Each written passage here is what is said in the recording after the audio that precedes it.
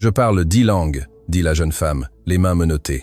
Le juge éclata de rire. Bien sûr, et moi je suis polyglotte, se moqua-t-il devant toute la cour. Mais quand elle ouvrit la bouche, son rire se glaça. La salle du tribunal de grande instance de Paris n'avait jamais été aussi pleine. Chaque siège occupé, des personnes debout contre les murs, des journalistes aux caméras éteintes attendant le moment exact pour capturer l'actualité du jour. Le murmure collectif créait une symphonie d'attente qui faisait vibrer la climatisation du vieil édifice de justice.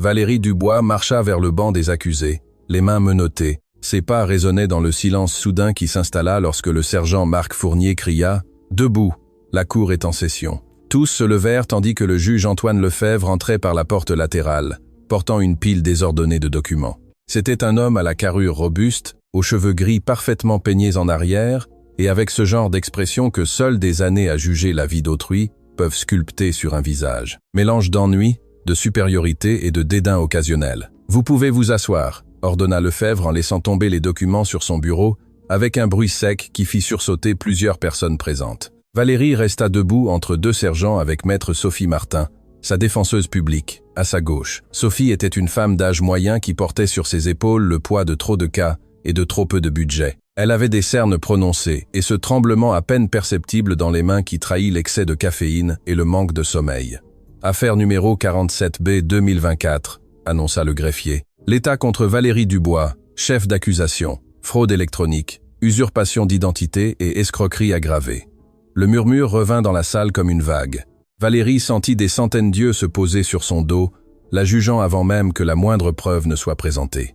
Elle connaissait cette sensation, elle l'avait ressentie toute sa vie. Le procureur Alexandre Dubois se leva avec des mouvements théâtraux, ajustant sa cravate comme s'il était un acteur à la première d'une pièce. C'était un homme mince, aux traits acérés, qui parlait avec cet accent de haute société qui établit immédiatement des hiérarchies dans n'importe quelle pièce. « Votre honneur », commença Dubois d'une voix résonnante, « nous avons devant nous une jeune femme qui a perpétré l'une des fraudes les plus élaborées que cette cour ait jamais vues. Pendant des mois, mademoiselle Dubois s'est fait passer pour une traductrice certifiée, offrant ses services à des entreprises multinationales, des institutions éducatives et même des organismes gouvernementaux. Il marqua une pause dramatique, marchant lentement devant le jury. Elle a encaissé des milliers d'euros pour des traductions qu'elle aurait effectuées dans 10 langues différentes. 10, votre honneur. Mais la réalité est que cette jeune femme a à peine terminé ses études secondaires et n'a aucune certification, aucun diplôme, aucune qualification pour attester de sa prétendue capacité linguistique. Dubois se tourna vers Valérie avec un sourire qui se voulait compatissant, mais qui dégoulinait de condescendance. Nous comprenons que la nécessité économique peut pousser les gens à prendre de mauvaises décisions, mais la fraude reste la fraude, quelles que soient les circonstances. Valérie serra les poings à l'intérieur de ses menottes. Chaque mot du procureur était comme un marteau frappant sa dignité, non parce qu'ils étaient vrais, mais parce que personne ne semblait intéressé à entendre sa version. Le juge Lefebvre feuilletait les documents avec une expression ennuyée, comme si ce n'était qu'une affaire de plus dans son interminable liste de responsabilités judiciaires. Il bâilla sans se soucier de se couvrir la bouche. « La défense a-t-elle quelque chose à dire avant de poursuivre » demanda-t-il d'un ton monocorde, sans même lever les yeux des papiers. Maître Sophie Martin s'éclaircit la gorge. Ses mains tremblaient tandis qu'elle tenait son carnet de notes usé. « Votre honneur, ma cliente maintient son innocence. Les accusations sont basées sur des malentendus et un manque de communication avec ses employeurs. Mademoiselle Dubois est prête à démontrer qu'elle possède les capacités qu'elle prétend avoir. » Démontrer ? Lefebvre leva enfin les yeux, ses sourcils se haussant avec un intérêt moqueur. « Et comment comptez-vous exactement prouver que vous parlez 10 langues ? Allez-vous nous chanter une chanson dans chacune d'elles ?» Quelques rires nerveux éclatèrent dans le public. Le juge sourit, satisfait de son propre humour. « Votre honneur, avec tout le respect que je vous dois. » Maître Martin tenta de poursuivre. Mais Lefebvre l'interrompit d'un geste de la main. « Mademoiselle Martin, j'ai examiné ce dossier. Votre cliente a 23 ans.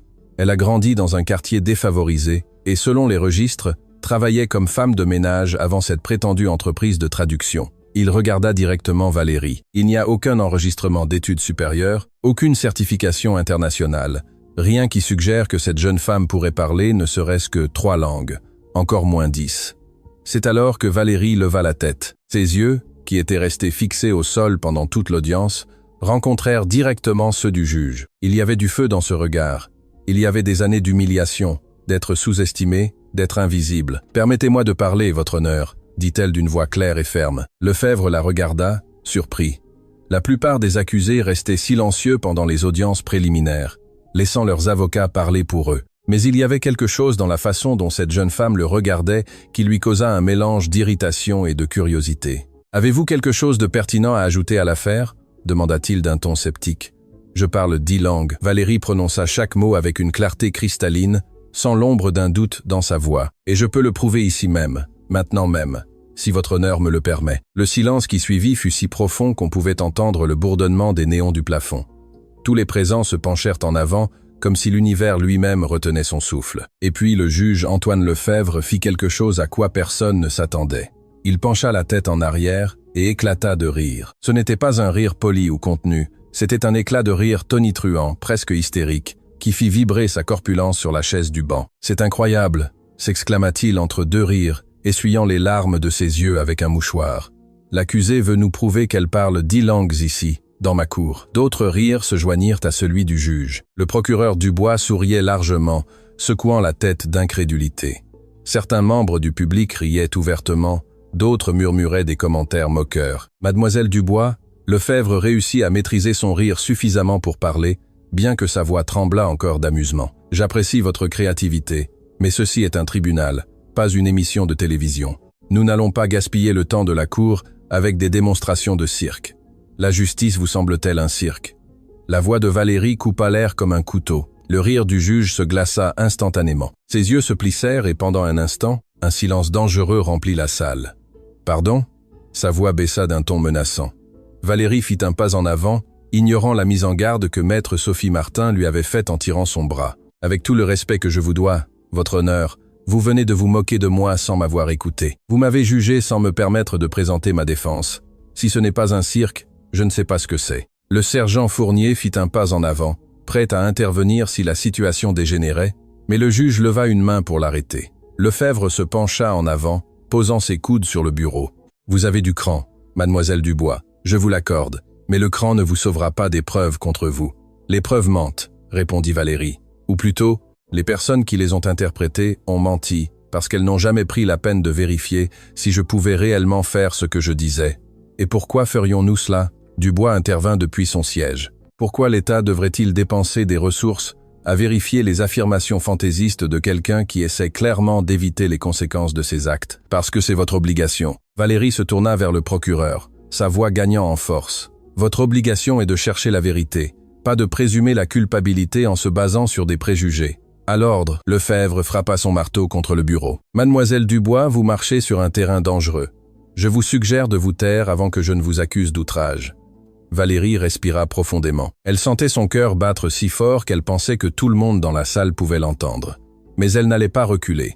Non, cette fois, elle avait reculé toute sa vie. « Votre honneur ?» Maître Sophie Martin s'empressa d'intervenir, sa voix tremblante mais déterminée. « Je demande formellement que ma cliente soit autorisée à démontrer ses capacités linguistiques. Si elle peut prouver qu'elle parle les langues qu'elle affirme, cela changerait fondamentalement la nature de cette affaire. » Lefebvre la regarda avec un mélange d'incrédulité et d'agacement. « Mademoiselle Martin, suggérez-vous réellement de transformer ce tribunal en un examen de langue ? » « Je suggère de donner à ma cliente l'occasion de se défendre adéquatement, » répondit Sophie, trouvant une réserve de courage qu'elle ne savait pas posséder. « N'est-ce pas ce que représente la justice ?»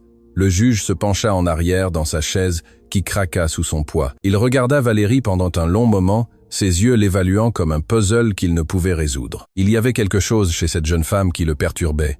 Ce n'était pas seulement son audace, c'était l'absolue certitude dans ses yeux. « D'accord, » dit-il finalement, à la surprise de tous dans la salle. « Je vais lui donner l'occasion de se ridiculiser publiquement, mais quand elle échouera, et elle échouera, j'ajouterai des accusations d'outrage et d'entrave à la justice à sa liste déjà considérable de problèmes légaux. » Il se tourna vers son greffier. « Contactez le département des langues de l'Université de Paris-Cité. J'ai besoin qu'ils envoient 10 professeurs, un spécialiste dans chacune des langues que mademoiselle Dubois prétend parler. » Valérie sentit une décharge électrique parcourir son corps. Enfin, elle aurait sa chance. Enfin, quelqu'un l'écouterait. Mademoiselle Dubois. Lefebvre la regarda avec ce sourire moqueur qu'il avait perfectionné pendant des décennies. « J'espère que vous savez ce que vous faites, car quand ce sera fini, non seulement je vous déclarerai coupable de fraude, mais le monde entier saura exactement quel genre de menteuse vous êtes. »« Je ne suis pas une menteuse, » répondit Valérie d'une voix calme mais ferme. « Et quand ce sera fini, vous devrez vous excuser. La salle éclata en murmures scandalisés. Personne, absolument personne, ne parlait ainsi au juge Lefebvre. Silence, le marteau frappa à nouveau. Lefebvre regardait Valérie avec un mélange de fureur et de ce qui aurait pu être du respect.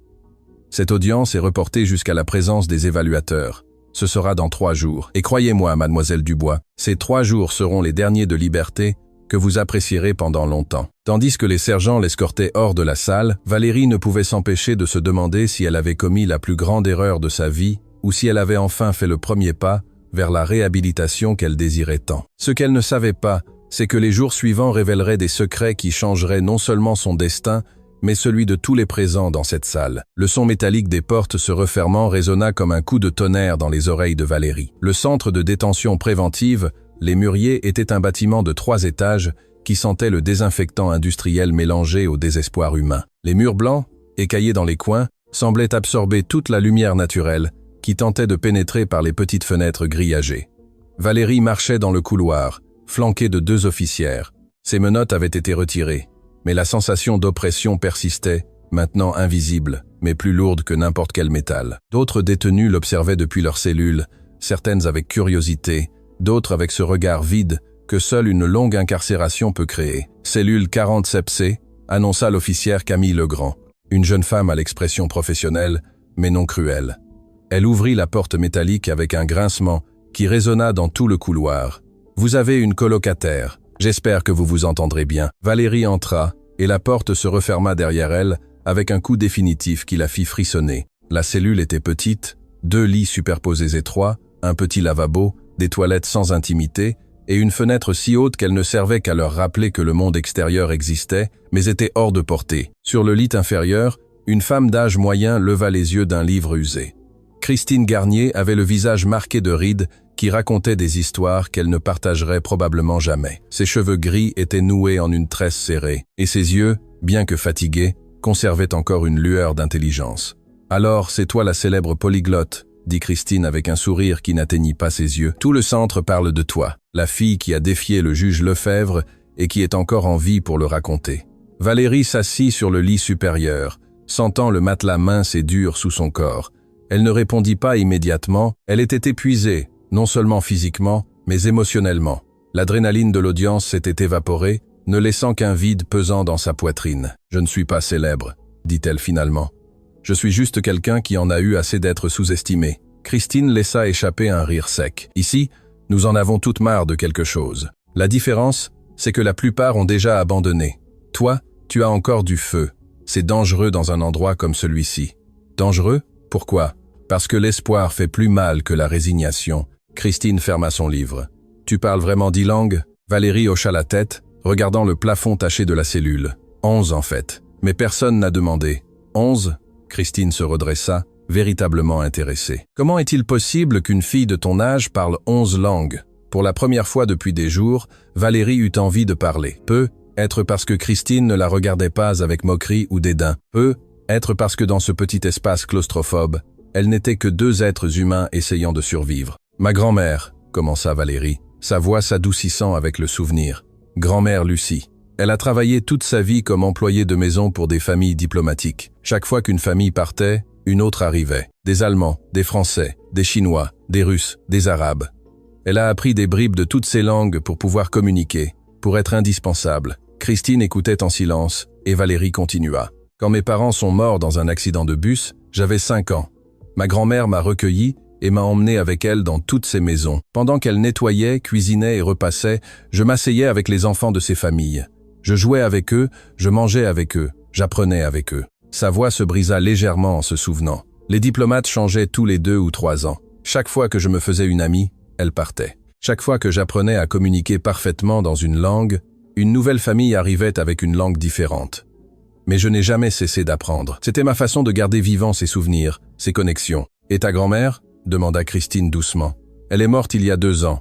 Crise cardiaque. 50 ans de travail acharné l'ont finalement tuée. » Valérie ferma les yeux avec force. « Et je me suis retrouvée seule, sans éducation formelle, sans certificat, pour prouver ce que je savais, juste avec des langues dans ma tête et aucun moyen de prouver qu'elles étaient réelles. Alors tu as commencé à travailler comme traductrice ?»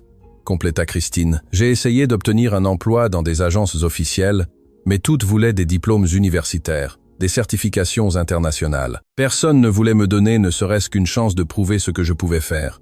La frustration était palpable dans sa voix. Alors j'ai créé ma propre entreprise. J'offrais mes services sur Internet, je facturais moins que les grandes agences et je faisais un travail impeccable.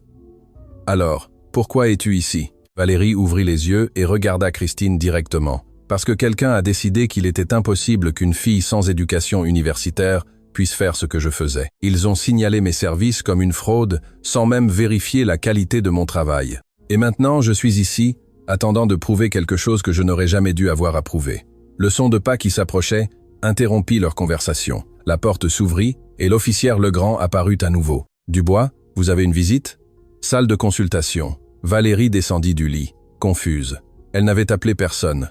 Elle n'avait personne à appeler. La salle de consultation était un petit espace divisé par une table métallique. Assise de l'autre côté se trouvait maître Sophie Martin, sa défenseuse publique. Mais elle n'était pas seule. À côté d'elle se trouvait une femme que Valérie ne connaissait pas, élégante, professionnelle, avec une mallette en cuir sur la table. « Valérie, c'est la doctoresse Helena Dubois. » Sophie fit les présentations.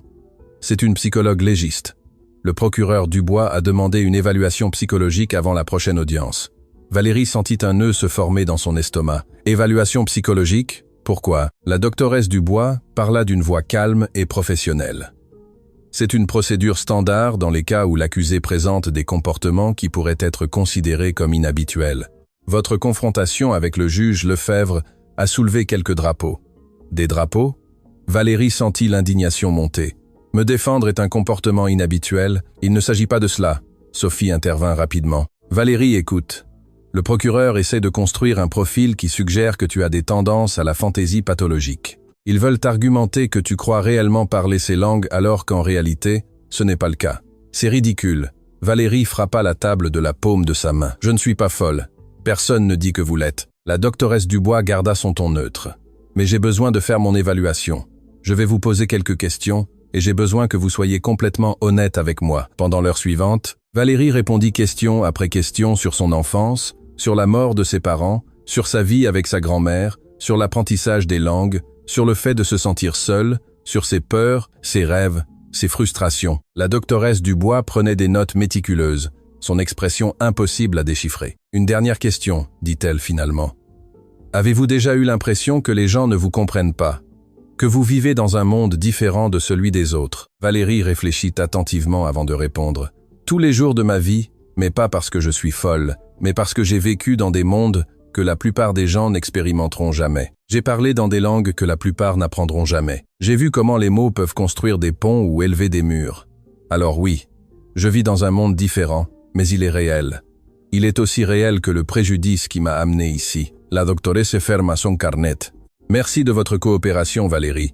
Je présenterai mon rapport avant l'audience. Quand elle partit, Sophie s'approcha de Valérie, son expression inquiète. Il y a autre chose que tu dois savoir. Le juge Lefebvre a contacté l'université de Paris-Cité, mais ce n'était pas seulement pour obtenir des évaluateurs. Que veux-tu dire? Il a enquêté plus en profondeur sur tes antécédents.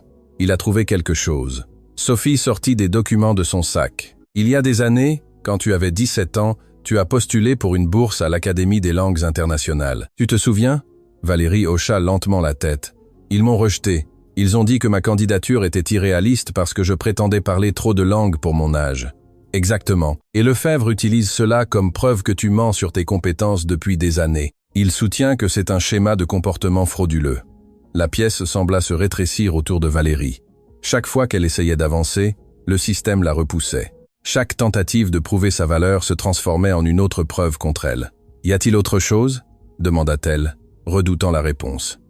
Sophie hésita avant de continuer. Les évaluateurs qui viendront. Lefebvre a spécifiquement demandé les professeurs les plus stricts connus pour être extrêmement rigoureux. Ils ne viennent pas pour te donner une chance équitable, Valérie. Ils viennent pour te démanteler. Le silence qui suivit fut accablant. Valérie sentait le poids de tout le système judiciaire peser sur elle, essayant d'écraser cette étincelle d'espoir qui brûlait encore dans sa poitrine. « Combien de temps ai-je » demanda-t-elle finalement. « 2 jours de plus. L'audience est après-demain. Alors j'ai besoin d'utiliser chaque seconde. » Valérie se leva, sa détermination renouvelée malgré tout. « Sophie, j'ai besoin que tu me procures quelque chose. Des livres, du matériel d'étude, dans toutes les langues que tu peux trouver. S'ils veulent rendre ça difficile, Alors je vais me préparer comme jamais dans ma vie. Sophie la regarda avec un mélange d'admiration et de tristesse. Valérie, même si tu prouves que tu parles ces langues, le procureur a d'autres accusations. Les clients qui ont signalé une fraude, les plaintes concernant des traductions incorrectes. Traductions incorrectes? Valérie l'interrompit. Quelles traductions incorrectes? Il y a 3 clients qui affirment que les traductions que tu as faites contenaient de graves erreurs qui leur ont coûté de l'argent et leur réputation. Valérie sentit comme si elle avait reçu un coup de poing dans l'estomac. C'est impossible. Je révisais chaque traduction 3 fois. J'étais méticuleuse. Jamais je n'aurais livré quelque chose avec de graves erreurs. As-tu des copies de ces traductions? Toutes, dans mon ordinateur. Mais la police l'a confisqué comme preuve. Sophie prit une note. Je vais demander l'accès à ces fichiers. Si nous pouvons prouver que les traductions étaient correctes, cela démontrait une partie de l'accusation du procureur. Quand Valérie retourna dans sa cellule, Christine l'attendait avec une expression curieuse. Mauvaise nouvelle, de pire en pire. Valérie se laissa tomber sur son lit. Non seulement je dois prouver que je parle 10 langues devant des professeurs qui ont déjà décidé que je mens, je dois aussi prouver que des traductions que je sais avoir faites correctement ne contiennent pas d'erreurs et me défendre d'une évaluation psychologique qui me dépeindra probablement comme délirante. Christine siffla doucement. Quand tu as dit que tu avais du feu, je ne plaisantais pas. Mais, Valérie, es-tu sûre de vouloir continuer? Pourrais-tu accepter un arrangement, purger une peine plus courte, continuer ma vie et abandonner? Valérie regarda le plafond.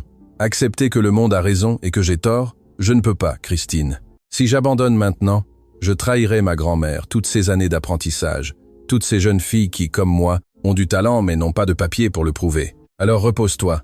Christine éteignit la lumière de la cellule. Parce que dans 2 jours, tu auras besoin de chaque gramme de force que tu as. Dans l'obscurité, Valérie ferma les yeux, mais ne put dormir. Son esprit repassait le vocabulaire, la grammaire, les expressions idiomatiques dans chacune des langues qu'elle avait apprises. Mais plus que cela, elle pensait à toutes les fois où elle avait été sous-estimée, ignorée, rejetée. Le monde était sur le point de voir de quoi elle était capable.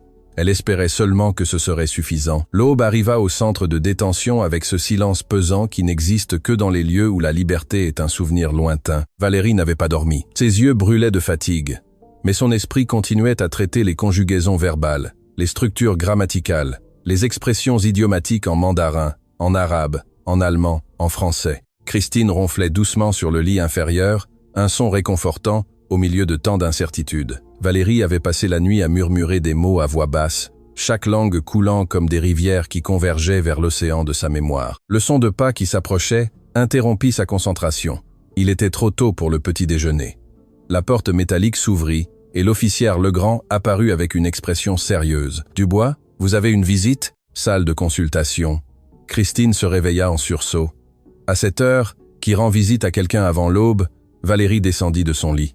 Le cœur commençait à battre plus vite. Elle suivit Legrand dans les couloirs vides, l'écho de leurs pas résonnant comme des tambours de guerre. Quand elles arrivèrent à la salle de consultation, la surprise sur le visage de Valérie fut évidente. Assis de l'autre côté de la table, il y avait un homme d'origine asiatique à l'expression angoissée et une mallette d'affaires sur les genoux. Elle le reconnut immédiatement. « Monsieur Lee !» Valérie, murmura-t-elle incrédule. David Lee se leva brusquement, ses mains tremblant visiblement. Il était l'un des 3 clients qui avaient signalé ces traductions comme frauduleuses. Il travaillait pour une entreprise technologique qui avait besoin de documents traduits de l'anglais vers le mandarin pour une expansion en Chine. « Mademoiselle Dubois, je dois vous parler. » Sa voix était entrecoupée, comme si chaque mot lui coûtait un effort physique. « Je n'ai pas beaucoup de temps. Mon avocat ne sait pas que je suis ici. » Legrand ferma la porte, mais resta à l'intérieur. Protocole standard pour les visites non officiellement autorisées. « Que faites-vous ici ?» Valérie s'assit lentement, essayant de traiter cette situation surréaliste. Lee se passa les mains sur le visage, et Valérie remarqua les cernes profonds, la tension dans ses épaules. « Je suis venu vous dire la vérité que j'aurais dû dire dès le début. » Le silence qui suivit fut si dense que Valérie pouvait entendre son propre pouls. « Vos traductions étaient parfaites. » Lee lâcha les mots comme s'il avait retenu sa respiration pendant des mois. « Chaque document que vous avez traduit pour mon entreprise était impeccable, mieux que n'importe quelle agence professionnelle que nous avions utilisée auparavant. Les partenaires à Pékin ont été impressionnés par la précision technique et la sensibilité culturelle. » Valérie sentit le sol bouger sous ses pieds. « Alors, pourquoi ? Parce que mon chef, le directeur général, a découvert que j'avais contracté vos services sans vérifier vos qualifications universitaires. » Lee baissa les yeux, la honte évidente sur chaque ligne de son visage. Il m'a menacé de me licencier si je ne trouvais pas un moyen de justifier pourquoi j'avais dépensé des fonds de l'entreprise pour une traductrice non certifiée et a décidé de détruire ma vie pour sauver son travail. Valérie sentit un mélange de fureur et de réhabilitation monter dans sa poitrine. Ce n'était pas si simple. Lee leva les yeux, ses yeux brillants de larmes non versées. Maître François Leclerc, l'avocat d'entreprise de notre société, a suggéré que nous signalions les traductions comme défectueuses. Il a dit que c'était le seul moyen de récupérer l'argent et de protéger l'entreprise de toute responsabilité légale. Il a suggéré de mentir, la voix de Valérie monta d'un ton. Il a suggéré de protéger les intérêts de l'entreprise, corrigea Lee amèrement. Dans le monde des affaires, Mademoiselle Dubois, la vérité est secondaire à la survie financière.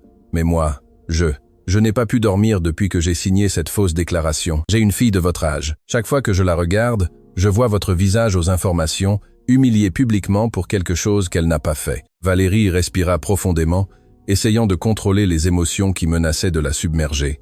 Pourquoi me dites-vous cela maintenant? Pourquoi pas avant le procès? Parce que je suis un lâche, admit Lee d'une voix brisée. Parce que j'avais besoin de mon travail, de mon salaire, de ma réputation. Mais voir ce qu'ils vous ont fait, voir le juge Lefebvre se moquer de vous à la télévision, c'était trop. Ma femme m'a dit hier soir qu'elle ne pouvait plus vivre avec un homme sans honneur, et elle avait raison. Il sortit une épaisse enveloppe de sa mallette. Voici tout. Des copies des traductions originales, avec les approbations de nos partenaires à Pékin. Des courriels où ils louent spécifiquement votre travail et ma déclaration sous serment, admettant que j'ai menti sous pression de l'entreprise. Valérie prit l'enveloppe de main tremblante. Elle était lourde, remplie de pages qui pourraient complètement changer son affaire. Monsieur Lee, comprenez-vous ce que cela signifie pour vous? Demanda-t-elle doucement. Admettre le parjure pourrait vous envoyer en prison. Je sais. Lee sourit tristement. Mais je préfère être en prison avec mon honneur intact que libre comme un menteur. Ma fille mérite un père dont elle peut être fière. Le grand s'approcha de la table. Monsieur, je dois vous escorter dehors. Cette visite est déjà irrégulière. Lee se leva, mais avant de partir, il regarda Valérie droit dans les yeux. Mademoiselle Dubois, vous êtes extraordinaire. Ne laissez personne vous convaincre du contraire. Et si vous me permettez un conseil, quand vous serez dans cette salle demain, ne montrez pas seulement que vous parlez ces langues. Montrez pourquoi c'est important. Montrez que le vrai talent n'a pas besoin de certificat pour être valable. Quand il partit, Valérie resta seule dans la salle, serrant l'enveloppe comme une bouée de sauvetage. Des larmes qu'elle avait retenues pendant des jours commencèrent enfin à couler. Ce n'étaient pas des larmes de tristesse, mais de soulagement mêlé à de la rage pour tout ce qu'elle avait dû endurer à cause de mensonges d'entreprise. La porte s'ouvrit à nouveau, et maître Sophie Martin entra en courant, les cheveux ébouriffés et une expression de panique contenue. « Valérie, qu'est-ce que c'était ?» Le grand m'a appelé en disant que David Lee était ici. Qu'est-ce qu'il voulait? Valérie lui tendit l'enveloppe. « Notre salut !» Pendant que Sophie examinait frénétiquement les documents, ses yeux s'écarquillaient de plus en plus à chaque page. « C'est incroyable. Avec ça, nous pouvons complètement démonter les accusations de fraude. Nous pouvons prouver que les traductions étaient correctes et que les accusations ont été fabriquées. » « Mais est-ce suffisant ?»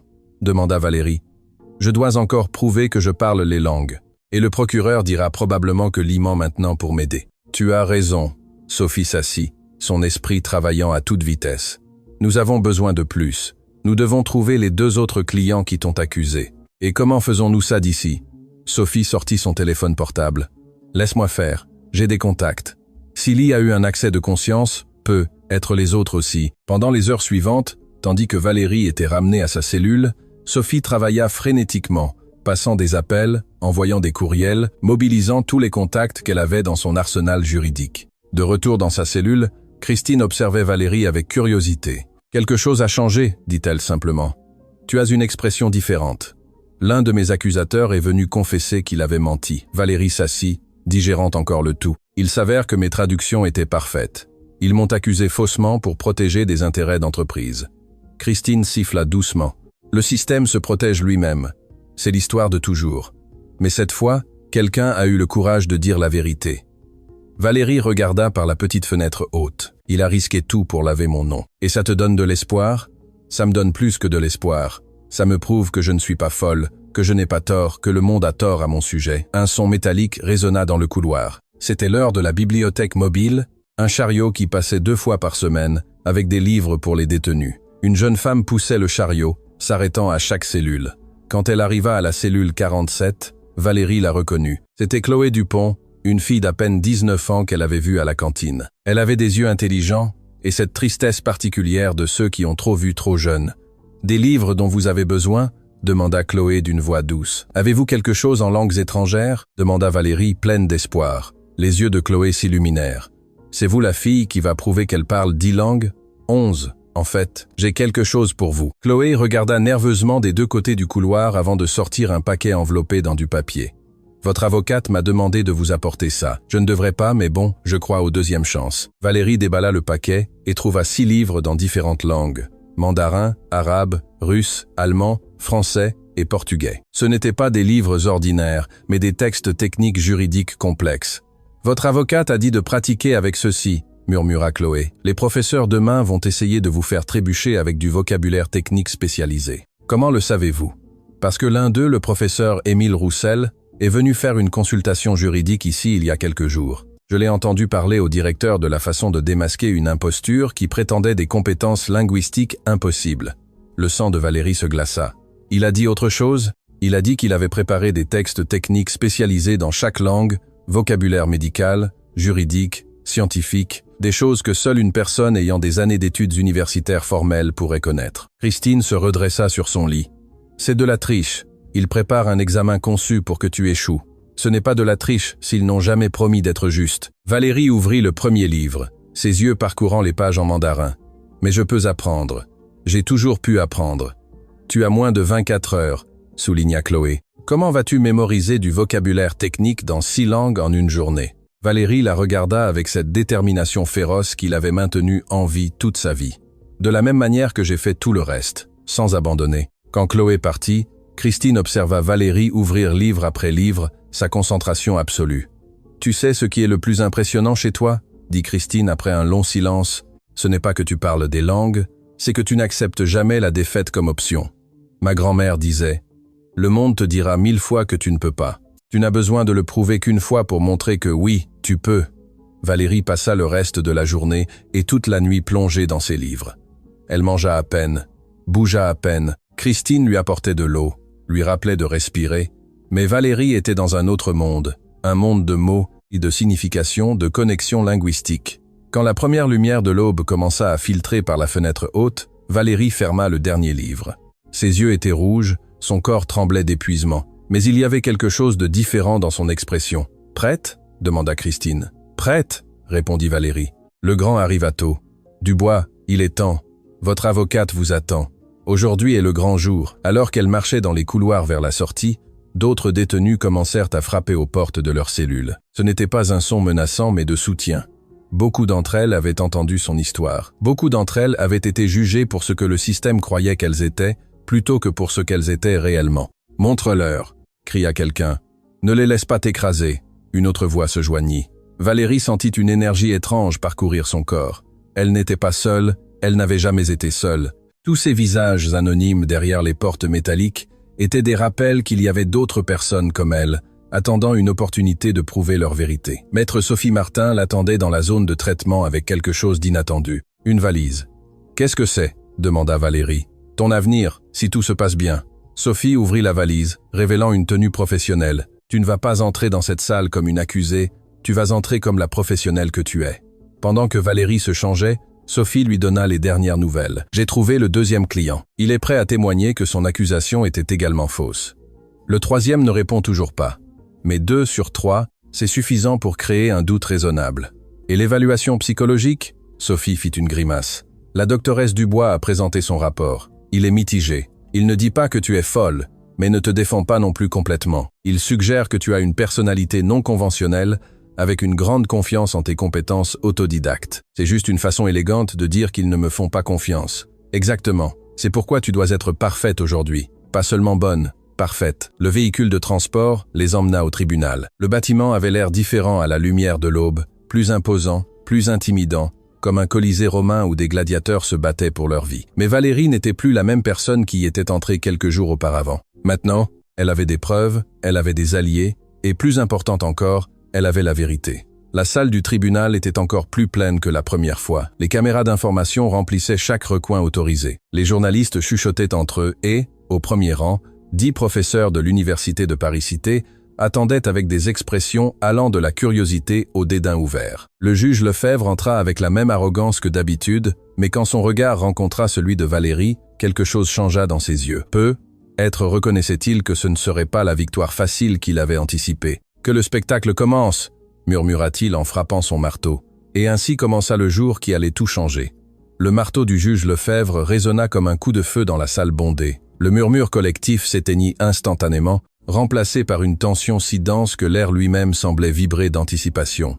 À l'ordre dans la salle, Lefebvre prononça les mots avec ce ton autoritaire qu'il avait perfectionné pendant des décennies au banc. Ses yeux parcoururent la foule avant de se poser sur les 10 professeurs assis sur un rang spécial devant le banc. Professeurs de l'Université de Paris-Cité, merci de votre présence. Aujourd'hui, nous allons procéder à une évaluation que, franchement, je considère comme une perte de temps, mais que l'accusé a insisté pour mener à bien. Valérie était debout à côté de Sophie, sa posture droite malgré l'épuisement qu'elle ressentait dans chaque fibre de son être. 24 heures sans dormir, à étudier un vocabulaire technique que la plupart des gens mettraient des années à maîtriser, mais elle n'était pas la plupart des gens.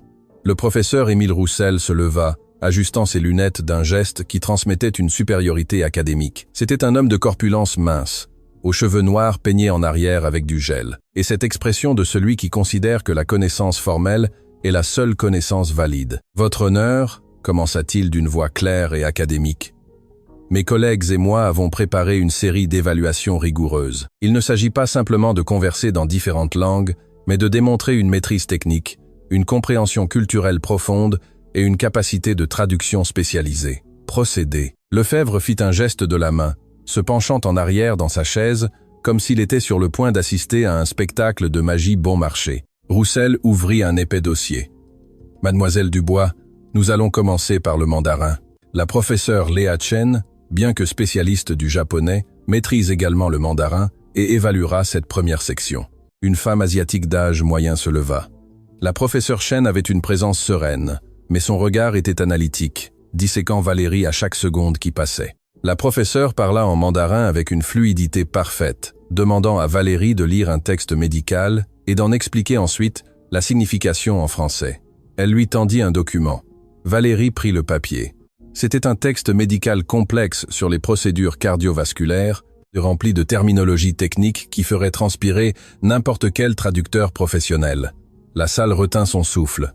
Valérie lut le document en silence pendant 30 secondes, puis, sans hésiter, elle commença à parler en mandarin fluide. Sa prononciation était impeccable, ses tons précis. Non seulement elle lut le texte, mais elle l'expliqua, ajoutant un contexte culturel sur la façon dont certains termes médico-chinois diffèrent conceptuellement des occidentaux. Puis elle passa au français sans pause, traduisant non seulement les mots, mais le sens profond, expliquant les implications médicales avec un niveau de détail qui laissa bouche bée même la professeure Chen. La professeure murmura quelque chose en mandarin à Roussel, commentant que la prononciation de Valérie était parfaite et impossible pour quelqu'un sans formation formelle. « Je sais », répondit Valérie dans la même langue, regardant directement Chen, puis elle passa au français. « Parce que j'ai appris de la famille Chen, des diplomates qui ont vécu 6 ans à Pékin. Leur petite fille m'a appris non seulement la langue, mais les chansons, les jeux, les façons de penser. La langue n'est pas seulement des mots, professeur, c'est une âme. » Un murmure parcourut la salle. Le journaliste Marc Legrand griffonnait frénétiquement dans son carnet. C'était de l'or journalistique. « Langue suivante », dit Roussel brusquement, clairement mal à l'aise avec ce qu'il venait de voir.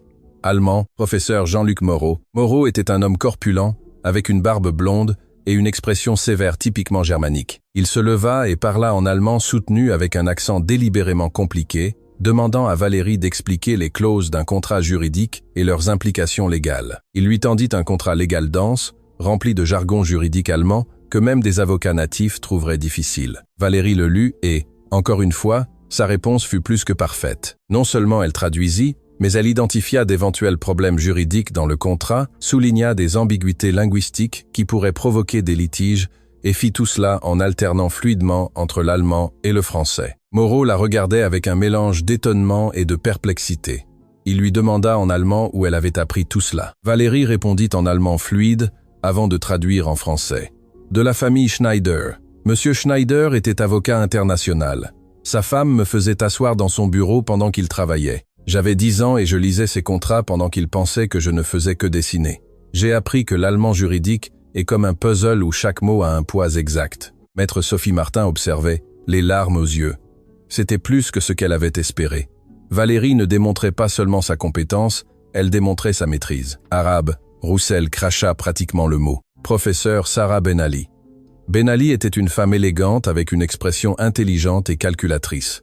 Elle parla en arabe classique, le type utilisé dans les textes religieux et universitaires, délibérément archaïque et complexe. Elle demanda à Valérie de lire un texte religieux et d'en expliquer la signification philosophique profonde.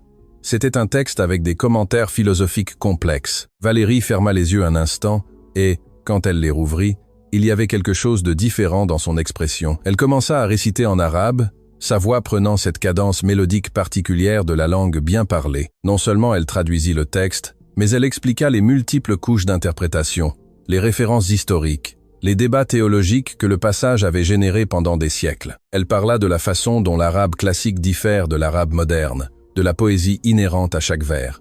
Ben Ali se leva, visiblement ému.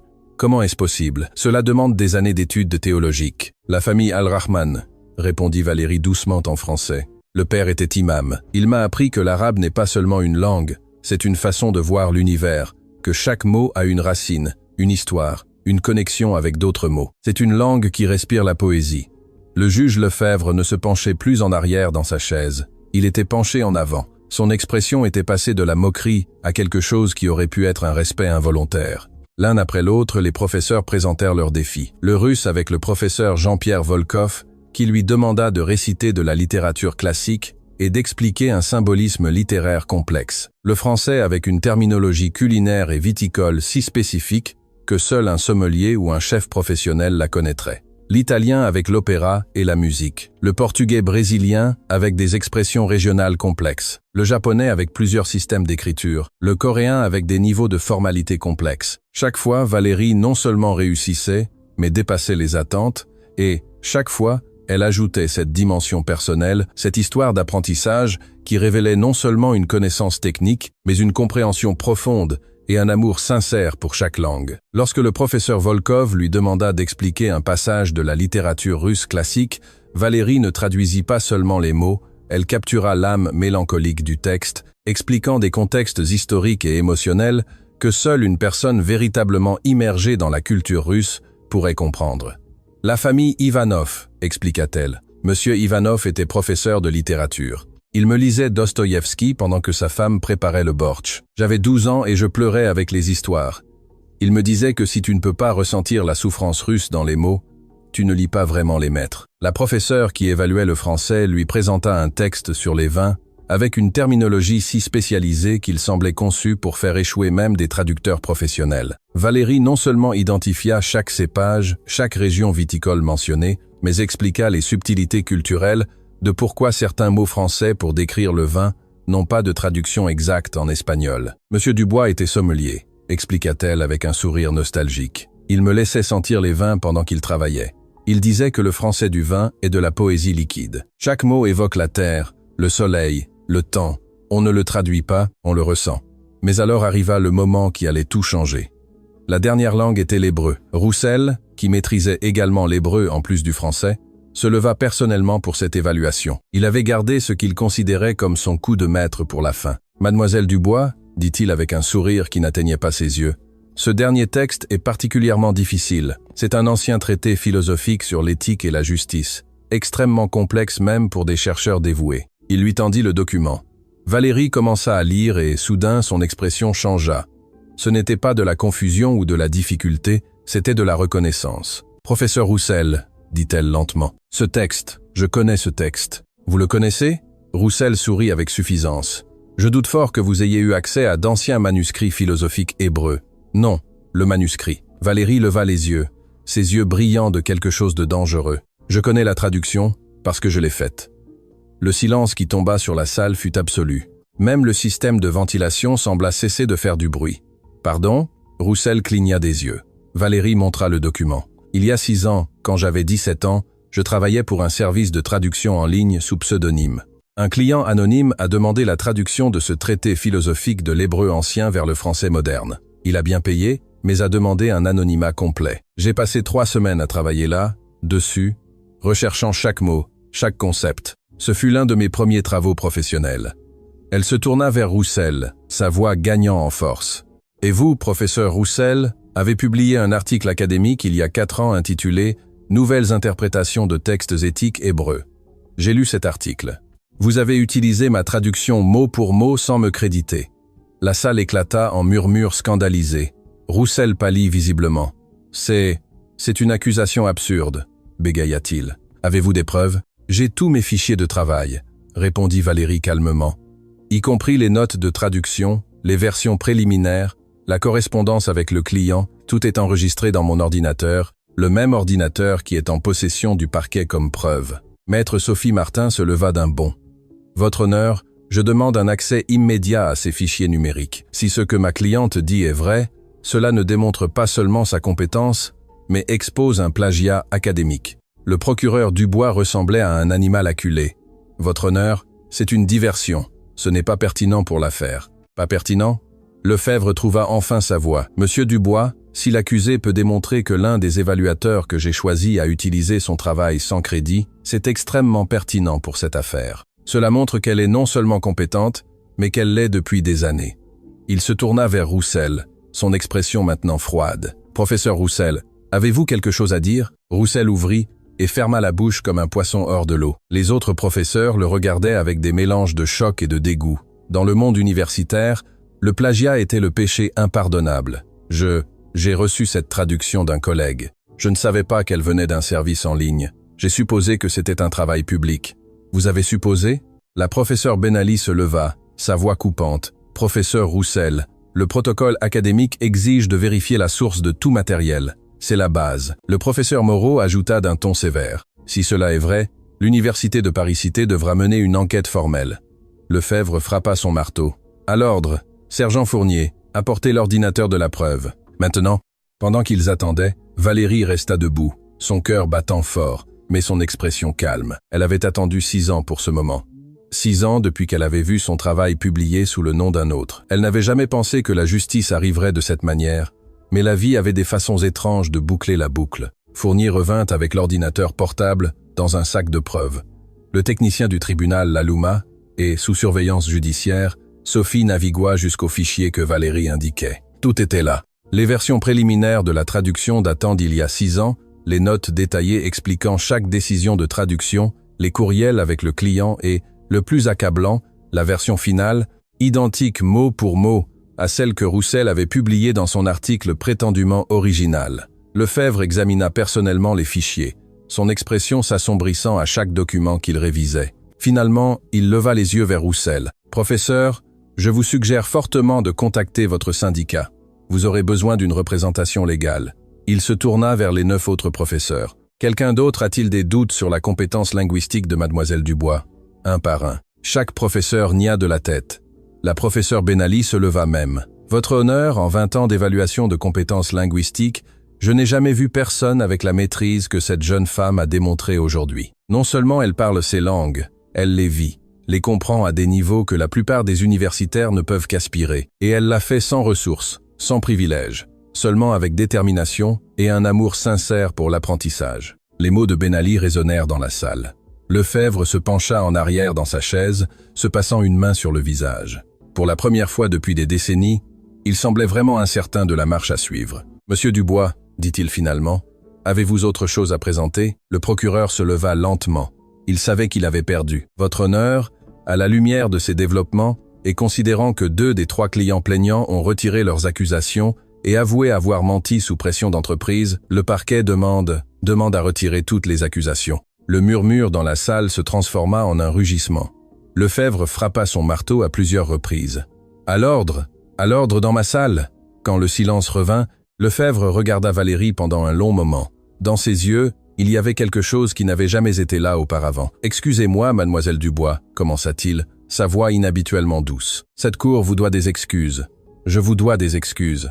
J'ai laissé les préjugés obscurcir mon jugement. J'ai supposé qu'un talent extraordinaire exige une validation institutionnelle, alors que vous avez démontré que le vrai talent transcende les institutions. » Il marqua une pause, comme si les mots suivants lui coûtaient un effort physique. « Toutes les accusations portées contre vous sont retirées. Vous êtes libre de toute accusation. De plus, j'ordonne que votre ordinateur et tous vos effets personnels vous soient rendus immédiatement. » Il frappa le marteau une dernière fois. « Cette affaire est close. » La salle éclata en applaudissements. Sophie serrait Valérie dans ses bras, toutes deux en larmes. Les journalistes couraient vers les sorties pour publier la nouvelle. Les professeurs entouraient Valérie, offrant des excuses, des offres d'emploi, des opportunités universitaires. Mais Valérie ne pouvait penser qu'à une chose. Enfin, après toute une vie passée à être sous-estimée, le monde avait écouté sa voix, et cette voix avait parlé en 11 langues. Les portes du centre de détention Les Mûriers s'ouvrirent avec un grincement métallique qui sonna comme une musique céleste. Valérie fit son premier pas en tant que femme libre après des jours qui avaient semblé des années. Le soleil de l'après-midi frappa son visage avec une intensité qui la fit presque reculer. Liberté, réhabilitation, justice. Mais la scène qui l'attendait dehors n'était pas la tranquillité qu'elle avait imaginée. Des dizaines de journalistes se précipitèrent vers elle, comme des vagues se brisant sur le rivage. Les caméras clignotant, les microphones s'étendant comme des tentacules, des voix criant des questions qui se mêlaient dans un chaos incompréhensible. « Mademoiselle Dubois, comment vous sentez-vous? Valérie va-t-elle poursuivre le juge Lefebvre? Parlez-nous du professeur Roussel. Est-il vrai que vous parlez 11 langues ?» Sophie apparut à ses côtés, formant un bouclier protecteur avec son corps tandis qu'elle tentait de se frayer un chemin vers le véhicule qui attendait. Mais avant qu'elle ne puisse avancer de 2 mètres, une femme élégante s'interposa directement sur leur chemin. Elle était de taille imposante, les cheveux argentés, parfaitement coiffés, un costume qui criait le pouvoir et l'argent. Isabelle Chevalier, selon l'identification d'entreprise qu'elle portait au cou, PDG de Harrington Global Translation Services. Mademoiselle Dubois, sa voix coupa le bruit ambiant avec une autorité naturelle. « Je suis Isabelle Chevalier, j'ai besoin de vous parler maintenant. »« Madame Chevalier, ma cliente vient d'être libérée. » Sophie intervint. « Ce n'est pas le moment approprié. Je comprends parfaitement, mais ce que j'ai à vous dire ne peut attendre. » Chevalier regarda directement Valérie, ignorant complètement Sophie. « Votre affaire a généré une attention internationale. J'ai 17 offres d'emploi de différents pays pour vous et quelque chose de plus important. Des informations sur votre grand-mère, que je pense que vous voudrez entendre. » Valérie s'arrêta net. « Ma grand-mère? Que savez-vous de ma grand-mère? » « Non, pas ici. » Chevalier désigna une limousine noire garée discrètement à un demi-pâté de maison. « 5 minutes de votre temps. Si après vous voulez partir, je vous conduirai personnellement où vous voulez. » Sophie serra le bras de Valérie en guise d'avertissement, mais il y avait quelque chose dans les yeux de Chevalier qui n'était pas menaçant. C'était de l'urgence mêlée de respect. « D'accord. » Valérie accepta. 5 minutes. À l'intérieur de la limousine, loin du chaos des journalistes, Chevalier lui tendit une pochette en cuir. « Il y a 20 ans, j'étais directrice des ressources humaines dans l'une des agences de traduction les plus prestigieuses du pays. Votre grand-mère, Lucie Dubois, a postulé pour un poste. Nous l'avons rejeté. » Valérie sentit une pointe de douleur dans la poitrine. « Pourquoi me racontez-vous cela? » « Parce que nous avons commis la même erreur que le système a commise avec vous. » Lucie parlait 6 langues couramment, mais n'avait pas de diplômes universitaires. Nous l'avons rejetée sans même l'évaluer correctement. Elle m'a écrit une lettre après cet entretien, une lettre que j'ai gardée pendant 2 décennies parce que j'avais trop honte de la relire. Chevalier sortit une enveloppe jaunie de la pochette. La lettre était de sa grand-mère. Valérie la reconnaîtrait n'importe où. « Lisez-la. » Chevalier insista, les mains tremblantes. Valérie ouvrit l'enveloppe et commença à lire. Les mots de sa grand-mère jaillissaient de la page comme un fleuve de sagesse et de douleur. « Chère Madame Chevalier, je ne vous en veux pas de m'avoir rejeté. Le monde fonctionne avec des papiers, pas avec des capacités. Mais je veux que vous sachiez que je consacrerai ma vie à faire en sorte que ma petite fille n'ait jamais à mendier des opportunités qu'elle mérite. Je lui apprendrai tout ce que je sais et un jour, quand elle réussira, j'espère que vous vous souviendrez que le talent n'a pas besoin de validation externe pour être réel. » Valérie termina de lire, les larmes coulant sur ses joues. Sa grand-mère avait toujours su, avait toujours prévu de la préparer à un monde qui les rejetterait toutes les deux. « Quand j'ai vu votre affaire aux informations, » continua Chevalier d'une voix douce, « j'ai immédiatement su qui vous étiez, la petite fille de Lucie, la petite fille dont elle m'a parlé dans cette lettre, et j'ai réalisé que j'avais l'occasion de corriger une erreur que j'avais commise il y a 2 décennies. Que voulez-vous de moi ?» demanda Valérie directement. « Je veux vous embaucher, non pas comme traductrice ordinaire, mais comme directrice des talents non conventionnels. Votre travail sera d'identifier et de recruter des personnes comme vous, des personnes aux compétences extraordinaires, mais sans qualification traditionnelle, des personnes que le système ignore. » L'offre était tentante, presque trop belle pour être vraie, mais quelque chose dans l'expression de Chevalier disait à Valérie qu'il y avait plus. « Quoi d'autre ?» insista-t-elle. Chevalier sourit légèrement. « Vous êtes perspicace. Bien, il y a autre chose. Votre grand-mère a travaillé pour de nombreuses familles diplomatiques, comme vous le savez, mais il y a une famille en particulier, les de Montaigne, pour qui elle a travaillé les 5 dernières années de sa vie, c'étaient des diplomates britanniques. Ils ont quitté le pays brusquement il y a 3 ans, et ils vous ont laissé quelque chose que votre grand-mère leur a demandé de garder jusqu'à ce que vous soyez prête. Monsieur de Montaigne m'a contacté hier après avoir vu votre affaire aux informations. Il est en ville. Il veut vous rencontrer. Avant que Valérie ne puisse répondre, son téléphone, récemment rendu par la police, commença à sonner incessamment. Appel manqué, message texte, notification de réseaux sociaux qui explosaient. Un message en particulier attira son attention. Il provenait d'un numéro inconnu avec un préfixe international. Mademoiselle Dubois, je suis l'agent Samuel Dubois, de l'Organisation internationale des réfugiés. Votre histoire a résonné auprès de millions de personnes. Nous avons une proposition qui pourrait changer des vies. Veuillez me contacter d'urgence. Sophie, qui avait examiné son propre téléphone, leva les yeux avec une expression de choc. Valérie, tu dois voir ça. Elle lui montra son écran. La vidéo de l'audience était devenue virale. Plus de 15 millions de vues en moins de 6 heures. Le hashtag « Justice pour Valérie » était une tendance mondiale. Mais ce n'était pas seulement cela. Il y avait une autre vidéo publiée quelques minutes auparavant. Quelqu'un avait divulgué les enregistrements de sécurité du centre de détention. On y voyait clairement Valérie étudier toute la nuit, murmurant dans différentes langues, se préparant avec une détermination qui frôlait le surhumain. « Le monde entier parle de toi », Sophie murmura. « Tu es un symbole maintenant. »« Je ne veux pas être un symbole », répondit Valérie d'une voix fatiguée. « Je veux juste vivre ma vie. Trop tard pour ça. » Chevalier intervint pragmatiquement. « Maintenant, vous avez une plateforme. La question est, qu'allez-vous en faire ?» Le téléphone sonna à nouveau. Cette fois, c'était un numéro que Valérie reconnaissait. Christine, sa colocataire de cellule. « Valérie, il faut que tu viennes. C'est urgent. »« Christine, qu'est-ce qui se passe ?» ?»« C'est à propos du directeur du centre. Il s'avère qu'il a aussi des secrets, et je crois qu'ils sont liés à ta grand-mère, mais je ne peux pas parler au téléphone. Tu dois venir. » L'appel fut brusquement coupé. Valérie regarda Sophie avec une alarme croissante. Il y a quelque chose qui ne va pas. Christine avait l'air effrayée. Avant qu'elle ne puisse décider quoi faire, une autre silhouette apparut à la fenêtre de la limousine. Un homme âgé d'une 60aine d'années, avec une expression douce mais urgente, frappa doucement à la vitre.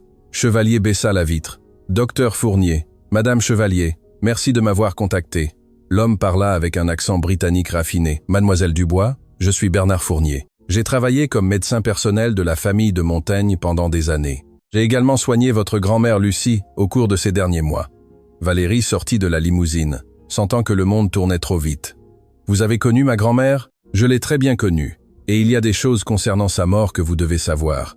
Des choses qu'elle m'a fait promettre de vous raconter quand le moment serait venu. » « Quelle chose ?» Le docteur Fournier regarda nerveusement autour de lui. « Non, Ichi, il y a des gens qui préféreraient que certaines informations restent enterrées. Votre grand-mère n'est pas morte d'une simple crise cardiaque, mademoiselle Dubois. Il y a eu des complications qu'elle a gardées secrètes. Des complications liées à quelque chose qu'elle a découvert en travaillant pour les de Montaigne. » Le cœur de Valérie commença à battre fort. Qu'a-t-elle découvert? Des documents, des informations sensibles sur des réseaux de trafic qui utilisaient des familles diplomatiques comme couverture. Votre grand-mère les a signalés aux autorités compétentes, mais elle est décédée avant de pouvoir témoigner formellement. Le monde de Valérie s'arrêta. Vous dites que ma grand-mère a été. Je ne sais pas avec certitude. Le docteur interrompit rapidement. Ce que je sais, c'est qu'elle a laissé des preuves cachées. Des preuves que les de Montaigne ont protégées après sa mort. Et maintenant que vous êtes sous les feux des projecteurs, il y a des gens qui voudront s'assurer que ces preuves ne voient jamais le jour. Sophie se plaça de manière protectrice à côté de Valérie. Docteur Fournier, ce sont de graves accusations. Avez-vous des preuves? J'ai les dossiers médicaux complets de Lucie et j'ai les lettres qu'elle m'a écrites dans ces derniers jours. Des lettres où elle mentionne spécifiquement que si quelque chose lui arrivait, je devais contacter sa petite fille quand elle serait suffisamment forte pour gérer la vérité. Il sortit une épaisse enveloppe de sa mallette. Ce n'est que le début, mademoiselle Dubois. Votre grand-mère a tout documenté méticuleusement. Noms, date, route de trafic. Elle a tout mis dans un coffre-fort dans une banque internationale et vous êtes la seule personne autorisée à l'ouvrir. Valérie prit l'enveloppe, sentant son poids non seulement physique, mais émotionnel. Où se trouve ce coffre? Genève, Suisse, Banque internationale Helvetia. Votre grand-mère m'a donné les instructions exactes avant de mourir. Elle a dit, quand Valérie montrera au monde de quoi elle est capable, quand elle ne pourra plus être ignorée ou réduite au silence, alors elle sera prête à connaître toute la vérité. Les mots résonnèrent dans le silence de la limousine. Toute sa vie, Valérie avait pensé que sa grand-mère n'était qu'une femme de ménage qui aimait les langues. Mais maintenant elle découvrait qu'elle avait été bien plus. Une femme qui avait vu des injustices et avais-tu le courage de les affronter, même en connaissant le prix qu'elles pourraient payer? Y a-t-il autre chose? Le docteur Fournier ajouta, son expression devenant encore plus sérieuse. Le troisième client qui vous a accusé, celui qui n'a jamais retiré ses accusations, son nom est Philippe Moreau. Il travaille pour une société de sécurité privée ayant de profondes connexions dans les cercles diplomatiques. Je ne crois pas que ce soit une coïncidence qu'il soit le seul à avoir maintenu les accusations jusqu'au bout. Vous suggérez que mon accusation a été orchestrée? Valérie sentit un frisson parcourir son dos. Je suggère que lorsque votre affaire est devenue publique, certaines personnes ont vu une opportunité de vous discréditer avant que vous ne puissiez devenir un problème, avant que vous ne puissiez découvrir ce que votre grand-mère savait. Sophie saisit son téléphone. Nous avons besoin d'une protection policière maintenant. Mais avant qu'elle ne puisse passer l'appel, une camionnette noire s'arrêta brusquement devant la limousine. Un homme d'âge moyen, à l'expression sérieuse, avec une identification fédérale pendue à son cou, en descendit. « Je suis l'agent Samuel Dubois, mademoiselle Dubois. J'ai besoin que vous veniez avec moi. Votre vie pourrait être en danger. » « Comment saviez-vous où me trouver ?» demanda Valérie, son instinct de survie s'activant. « Parce que nous surveillons les communications liées à votre affaire et nous venons d'intercepter une conversation très préoccupante. Il y a un contrat actif sur vous. Quelqu'un veut s'assurer que vous n'arriviez jamais à Genève. » Le monde que Valérie venait de retrouver était sur le point de devenir beaucoup plus dangereux et les réponses qu'elle cherchait se trouvaient à des milliers de kilomètres, dans un coffre-fort contenant des secrets que quelqu'un était prêt à tuer pour protéger. La décision fut instantanée. Valérie regarda l'agent Dubois droit dans les yeux. « Je n'irai nulle part, tant que je n'aurai pas parlé à Christine. Elle a besoin de moi. »« Mademoiselle Dubois, vous ne comprenez pas la gravité, » insista Dubois. « Il y a des gens dangereux qui vous cherchent en ce moment. Et il y a une amie qui a risqué tout pour m'aider quand personne d'autre ne l'a fait, » répondit Valérie avec fermeté. « Je ne l'abandonnerai pas maintenant. » Sophie lui toucha le bras. « Valérie, tu devrais être écouté l'agent. J'irai avec vous. » Le docteur Fournier intervint inopinément. « S'il y a un lien entre le directeur du centre et ce que votre grand-mère a découvert, vous devez le savoir et je peux vous aider à vous protéger. » Isabelle Chevalier raccrocha son téléphone. « J'ai des contacts en sécurité privée. Je peux avoir une équipe là, bas en 10 minutes. » Dubois soupira, reconnaissant qu'il avait perdu cette bataille. « D'accord, mais je viens avec vous et si je vois quelque chose de suspect, nous partons immédiatement. » 15 minutes plus tard, ils étaient de retour au centre de détention Les Mûriers. Le bâtiment que Valérie avait quitté avec soulagement l'accueillait maintenant avec un sentiment de menace qu'elle n'avait jamais ressenti auparavant. Les lumières fluorescentes clignotaient, projetant des ombres inquiétantes dans les couloirs blancs. La gardienne Camille Legrand, une jeune gardienne à l'expression aimable qui avait toujours été gentille avec Valérie, les attendait à l'entrée. « Mademoiselle Dubois, merci d'être venue » murmura-t-elle nerveusement. « Christine est très agitée. Elle n'arrête pas de dire que le directeur a quelque chose à voir avec votre grand-mère. Je ne comprends pas ce que cela signifie, mais elle insiste pour ne parler qu'à vous. »« Où est le directeur Lambert ?» demanda Dubois d'un ton professionnel. « Dans son bureau. Il passe des appels toute la journée. Depuis que l'affaire de mademoiselle Dubois est devenue virale, il est extrêmement nerveux. » Legrand les guida à travers des couloirs que Valérie connaissait trop bien. Quand ils arrivèrent à la cellule 47C, Christine était assise sur son lit, les genoux serrés, avec une expression mêlant peur et détermination. Valérie se leva d'un bond quand la porte s'ouvrit. « Merci mon Dieu, tu es venu. Je pensais que tu ne le ferais peu, être pas après tout ce que tu as traversé ici. »« Christine, qu'est-ce qui se passe? Qu'as-tu découvert ?» Christine regarda nerveusement les autres présents. Dubois montra son identification fédérale. « Tout ce que vous direz ici est protégé. Si vous avez des informations pertinentes, nous devons les entendre. » Christine respira profondément. « Il y a 2 jours, je nettoyais près du bureau du directeur Lambert. La porte était entrouverte et j'ai entendu une conversation téléphonique. Il parlait à quelqu'un à propos de Valérie. Il disait des choses comme « La vieille était un problème et la petite fille ne peut pas savoir ce qu'elle a trouvé. » Le cœur de Valérie s'arrêta. « La vieille, il parlait de ma grand-mère. C'est ce que j'ai pensé au début, mais je n'étais pas sûr. Alors, aujourd'hui, après que tu as été libéré, il était plus agité.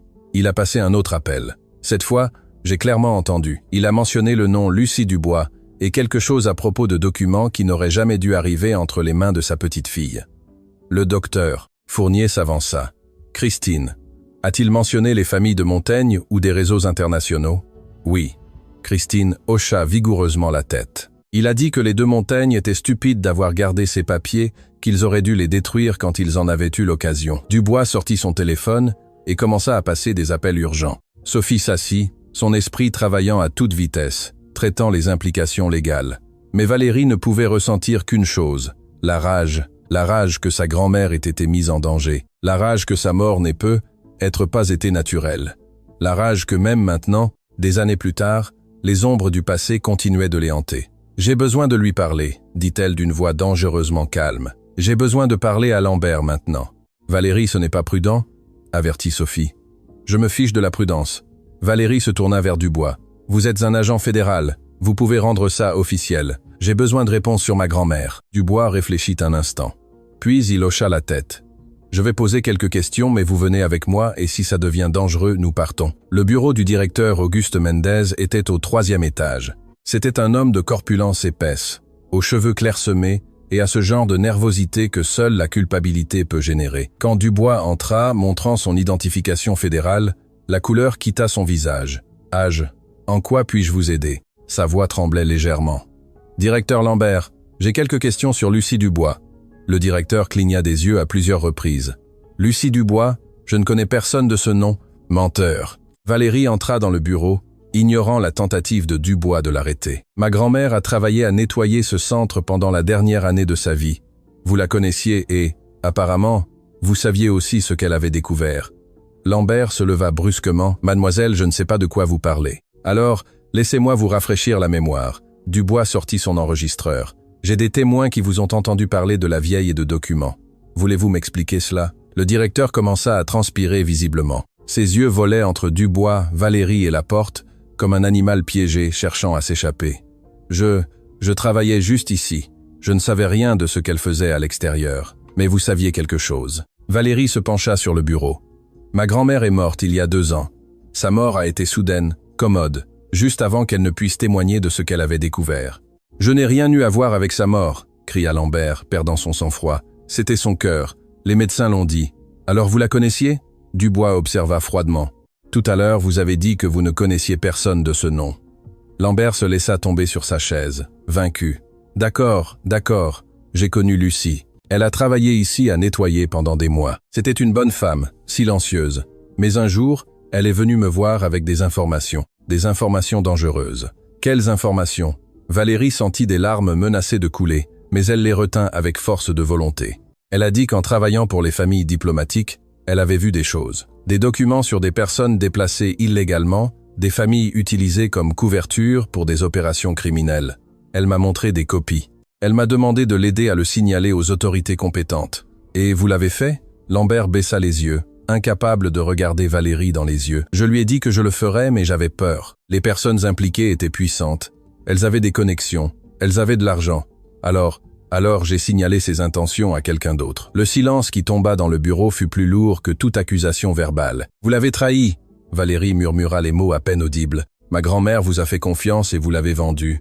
Je ne savais pas ce qu'ils allaient faire. » Lambert sanglotait ouvertement maintenant. « On m'a seulement dit qu'il la surveillerait, qu'il s'assurait qu'elle ne causerait pas de problème. Vous n'avez jamais pensé qu'il la tuerait. » Valérie termina la phrase. « Je ne sais pas s'ils l'ont fait. » Lambert sanglotait ouvertement maintenant. Sa mort était naturelle selon tous les rapports, mais je me suis toujours posé la question. J'ai toujours vécu avec ce doute. Dubois parlait déjà au téléphone, demandant des équipes de police scientifique, des mandats d'arrêt, des enquêtes complètes, mais Valérie pouvait à peine entendre autre chose que le rugissement du sang dans ses oreilles. Le docteur, Fournier posa une main douce sur son épaule. « Valérie, il y a autre chose que tu as besoin de savoir?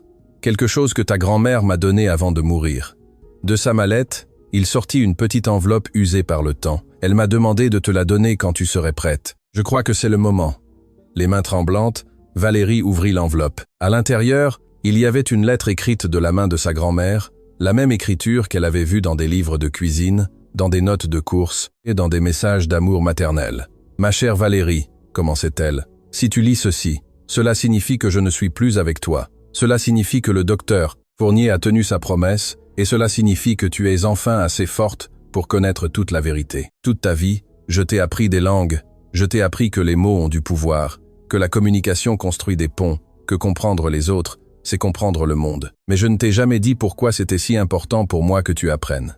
Quand j'étais jeune, j'ai été témoin d'injustices que je ne pouvais arrêter. J'ai vu des gens exploités, des familles séparées, des innocents blessés, et je ne pouvais rien faire parce que je n'avais pas de pouvoir, je n'avais pas de voix, je n'avais aucun moyen d'être entendu.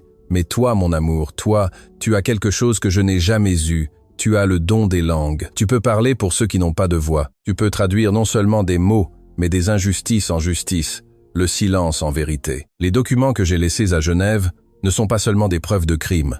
Ce sont des voix de personnes qui ont besoin d'être entendues et tu es la seule à pouvoir leur donner cette voix. Je sais que le chemin sera difficile. Je sais qu'il y aura des gens qui tenteront de te réduire au silence comme ils ont tenté de me réduire au silence.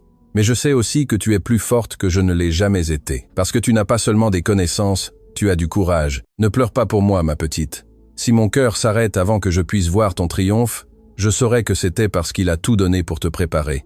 Et c'est suffisant. Chaque langue que je t'ai apprise, chaque histoire que j'ai partagée, chaque moment que nous avons passé ensemble, te préparait pour ce moment, pour quand le monde t'écouterait enfin. Maintenant, va à Genève, ouvre cette boîte, raconte ces histoires, donne une voix aux silencieux, et quand tu le feras, tu sauras que ta grand-mère est fière, non pas parce que tu parles 10 langues ou 20, mais parce que tu as choisi d'utiliser ton don pour quelque chose de plus grand que toi-même.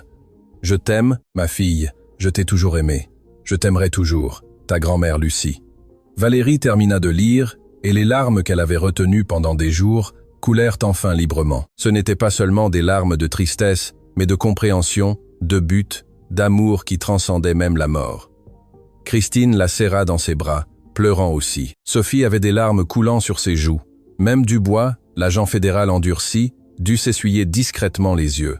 Le docteur Fournier parla doucement. Votre grand-mère savait que son temps était limité. Son cœur était faible, et le stress de ce qu'elle avait découvert l'a aggravé. Mais elle ne s'est pas arrêtée. Elle a continué à documenter, elle a continué à recueillir des preuves, elle a continué à se battre parce qu'elle savait que vous continueriez son travail. Valérie plia soigneusement la lettre, la tenant contre sa poitrine, comme si c'était l'étreinte de sa grand-mère. « J'irai à Genève », dit-elle d'une voix claire malgré les larmes. « Je terminerai ce qu'elle a commencé. Tu n'iras pas seule. » Isabelle Chevalier entra dans le bureau, son expression déterminée. « Mon entreprise a des bureaux en Suisse. Vous aurez toute la protection et les ressources dont vous avez besoin. Et moi, je viens avec toi, » ajouta Sophie, « comme ton avocate et ton amie. »« Moi aussi, » dit Christine, étonnamment. « Je suis libérée dans 2 jours. Et après ce qu'ils ont fait à ta grand-mère, je veux aider. » Dubois raccrocha son téléphone. « Le FBI s'intéresse à cette affaire. Vous aurez une protection fédérale pendant le voyage. » Et il se tourna vers le directeur sanglotant. « Lambert, vous êtes arrêté pour entrave à la justice et complot. » Alors que Lambert était escorté hors de son bureau menotté, Valérie sentit quelque chose changer en elle. Elle n'était plus seulement une jeune femme essayant de prouver sa valeur. Elle était l'héritière d'un héritage de courage et de justice. Sa grand-mère avait planté des graines d'espoir sous forme de langue. Maintenant, ces graines avaient poussé en quelque chose de plus puissant, une voix qui ne pouvait être réduite au silence. À ce moment, le téléphone de Chevalier sonna. Elle répondit brièvement, son expression devenant sérieuse. C'était Madame de Montaigne. Elle est en ville. Elle dit qu'il y a autre chose que votre grand-mère lui a laissé. Quelque chose qu'elle n'a même pas confié à la banque. Elle veut vous rencontrer ce soir. Valérie hocha la tête. Chaque révélation la rapprochait de la pleine compréhension de qui avait été sa grand-mère et de ce qu'elle avait sacrifié. Alors allons-y, dit-elle. Il n'y a plus de temps à perdre parce que quelque part, dans un coffre-fort à Genève, attendaient des vérités qui changeraient des vies. Et Valérie Dubois était prête à leur donner une voix. L'hôtel où séjournait Madame Éléonore de Montaigne était de ces lieux qui murmurent des histoires de vie vécues avec élégance et but.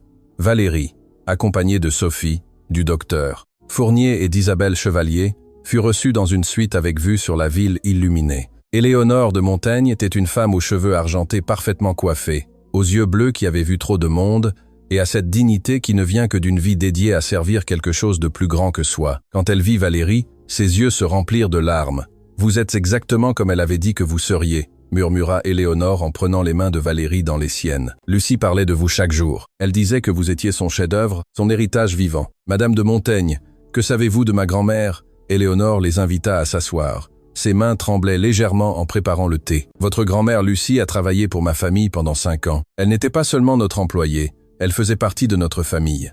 Mon mari était ambassadeur britannique et Lucie était avec nous à chaque destination. Mais ce que personne ne savait, c'est que Lucie avait un don spécial. Quel don? Elle pouvait lire les gens, comprendre les intentions et sa connaissance des langues lui permettait d'écouter des conversations que d'autres croyaient privées. Éléonore marqua une pause, ses yeux lointains, avec des souvenirs. Une nuit, lors d'une réception diplomatique chez nous, Lucie servait lorsqu'elle entendit une conversation en russe entre deux diplomates. Ils discutaient d'un réseau qui utilisait des familles diplomatiques comme couverture pour déplacer des personnes contre leur volonté. Le silence dans la pièce était absolu. Lucie est venue me voir cette nuit-là, tremblante. Elle m'a tout raconté. Mon mari et moi avons été horrifiés. Il voulait le signaler immédiatement, mais Lucie a insisté pour recueillir plus de preuves d'abord. Pendant des mois, elle a tout documenté méticuleusement. Nom, date, itinéraire. Elle utilisait sa position invisible pour être présente lors de réunions où personne ne pensait qu'elle comprenait ce qu'il disait. Et pourquoi ne l'ont-ils pas signalé quand ils ont eu suffisamment de preuves? Éléonore se leva et alla vers un petit coffre sur la table, parce que nous avons découvert que le réseau avait des connexions à des niveaux élevés de plusieurs gouvernements. Nous ne savions pas à qui faire confiance. Puis, mon mari est mort. Crise cardiaque soudaine lors d'une réunion diplomatique. Sa voix se brisa. Officiellement, c'était son cœur, mais je me suis toujours posé la question. Juste avant de mourir, il avait dit qu'il était prêt à tout révéler, quelles qu'en soient les conséquences. Lucie a eu peur après cela, continua Éléonore. Peur que la même chose lui arrive, mais pas peur pour elle, mais peur de vous laisser seule, Valérie. Alors elle m'a donné ceci, elle ouvrit le coffre et me fit promettre de ne vous le remettre que lorsque vous seriez assez forte, quand le monde serait prêt à vous écouter. Du coffre, elle sortit un petit disque dur externe et une épaisse enveloppe. Voici tout. Des enregistrements audio de réunions diplomatiques où ces opérations ont été discutées, des photographies, des documents originaux et, le plus important, des témoignages de victimes que Lucie a rencontrées et aidées secrètement pendant des années. Valérie prit le disque, les mains tremblantes. Il était petit, mais contenait le poids de vies entières. Y a-t-il autre chose? Éléonore ajouta doucement. La boîte à Genève contient les preuves documentaires.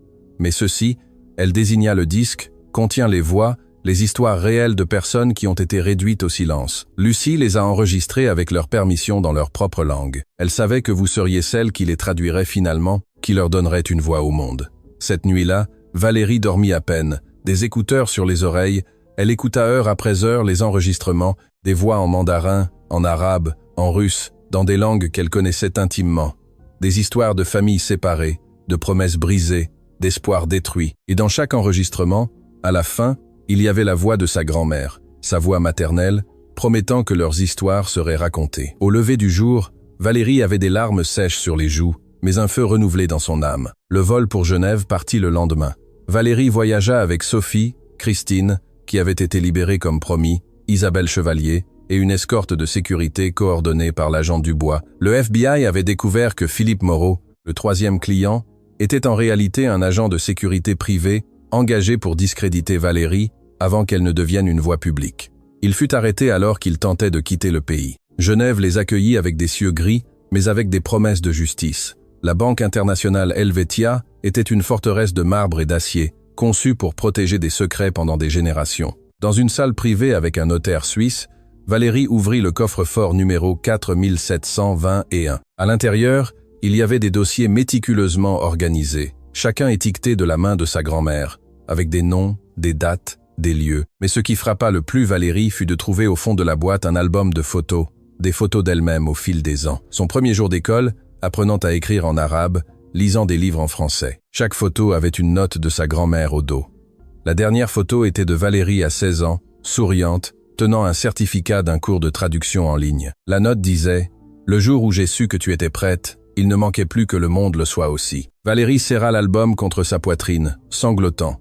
Sophie la serra dans ses bras, puis Christine, puis tous les présents. C'était un moment de douleur et d'amour entrelacés si profondément qu'il n'y avait pas de mots dans aucune langue pour le décrire adéquatement.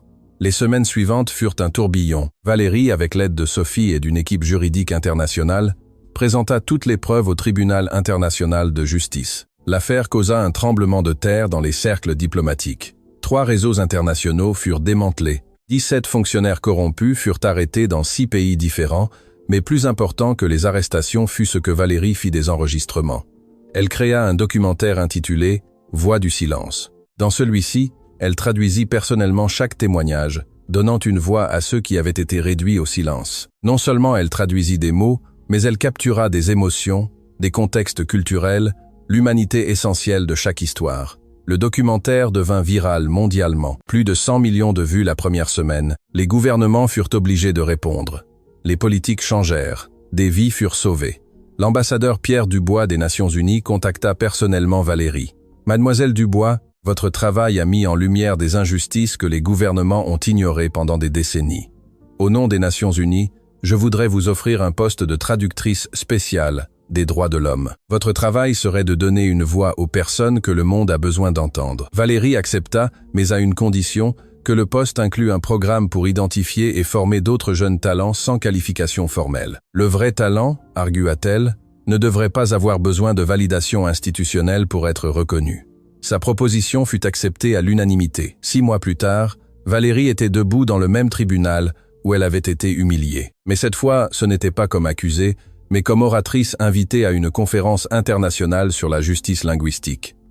Le juge Antoine Lefebvre était présent à l'audience. Il avait pris sa retraite anticipée après que sa gestion de l'affaire de Valérie eut généré des enquêtes sur d'autres cas où il aurait pu permettre à des préjugés d'affecter son jugement. À la fin de son discours, Lefebvre s'approcha d'elle. « Mademoiselle Dubois », sa voix était humble, si différente de l'homme arrogant qu'il avait été. « Il n'y a pas d'excuse suffisante pour la façon dont je vous ai traité, mais je veux que vous sachiez que votre affaire a changé ma vie. Elle m'a obligé à affronter des préjugés que je ne savais même pas avoir. Je travaille maintenant avec le système judiciaire pour mettre en œuvre des réformes qui empêcheront d'autres juges de commettre les mêmes erreurs que j'ai commises. » Juge Lefebvre, Valérie répondit. « Le pardon n'efface pas le mal, mais il ouvre des chemins vers quelque chose de meilleur.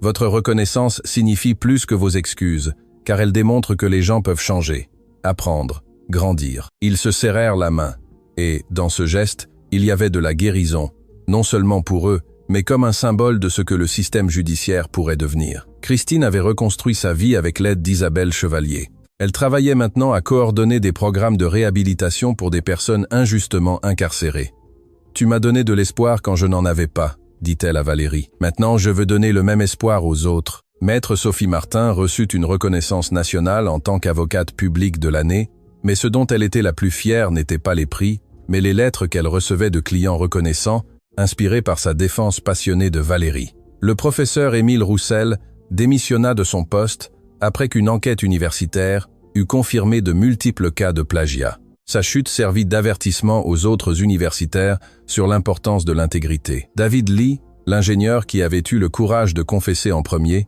créa une fondation dédiée à soutenir les talents non conventionnels. « Valérie m'a appris que l'honneur vaut plus que l'argent ou la position », expliqua-t-il dans une interview. Chloé, la jeune femme du centre de détention qui avait risqué son travail pour aider Valérie, reçut une bourse complète pour étudier le travail social, parrainée par le programme que Valérie avait établi. Un an jour pour jour après l'arrestation de Valérie, elle se tenait devant le cimetière où sa grand-mère était enterrée. Elle était venue de Genève spécifiquement pour ce moment. Elle déposa des fleurs fraîches sur la tombe et s'agenouilla. « Grand-mère », parla-t-elle doucement. J'ai terminé ce que tu as commencé. Les voix que tu as aidé à protéger sont maintenant entendues par le monde entier. Les réseaux que tu as documentés ont été démantelés. Les personnes qui ont tenté de nous réduire au silence ont échoué. Une douce brise agita les feuilles des arbres voisins, comme si la nature elle-même écoutait. Mais plus que cela, grand-mère, j'ai enfin compris pourquoi tu m'as appris toutes ces langues. Ce n'était pas seulement une question de mots, c'était une question d'empathie, de connexion, de comprendre que chaque personne, quelle que soit sa langue ou son origine, a une histoire qui mérite d'être entendue. Valérie sortit l'album de photos de son sac, celui qu'elle avait trouvé dans le coffre-fort. Elle l'ouvrit à la dernière page où elle avait collé une nouvelle photo. C'était elle, debout devant les Nations Unies, entourée de personnes de tous les coins du monde, des personnes dont elle avait traduit les histoires, dont elle avait amplifié les voix. « Regarde, grand-mère, c'est ce que nous avons construit ensemble. Ton sacrifice n'a pas été vain. Ton héritage vit en chaque personne qui a maintenant une voix grâce à ce que tu m'as appris. » Alors que le soleil se couchait, Valérie resta là, ressentant une paix qu'elle n'avait pas ressentie depuis des années. Sa grand-mère avait semé des graines d'espoir sous forme de langue. Ces graines avaient grandi en un jardin de justice qui continuerait de fleurir bien après qu'elles se soient toutes deux éteintes.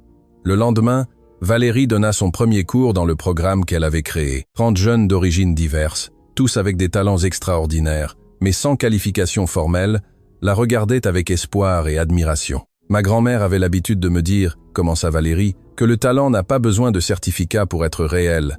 Il a juste besoin d'opportunités pour briller. Vous êtes ici parce que chacun a un don unique. Mon travail n'est pas de vous enseigner, mais de vous aider à reconnaître le pouvoir que vous avez déjà en vous.